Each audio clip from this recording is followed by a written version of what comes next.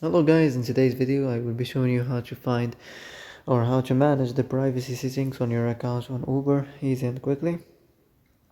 So first of all, enter the application, then click on your account, and then go to the settings, and here you will find the privacy. Click on it.